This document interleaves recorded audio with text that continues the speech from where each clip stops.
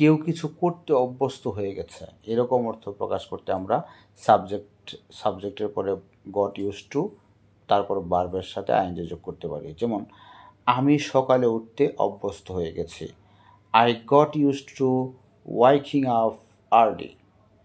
তুমি এত পরিশ্রম করতে অভ্যস্ত হয়ে গেছো, you got used to working so hard.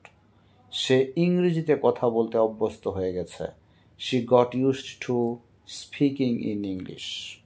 আমরা মাস্ক পরতে অভ্যস্ত হয়ে গেছি, we got used to wearing masks. We got used to wearing masks. সে গভীর রাতে পড়তে অভ্যস্ত হয়ে গেছে, he got used to studying late at night. He got used to studying late at night. সে একা থাকতে অভ্যস্ত হয়ে গেছে, she got used to staying alone. She got used to staying alone.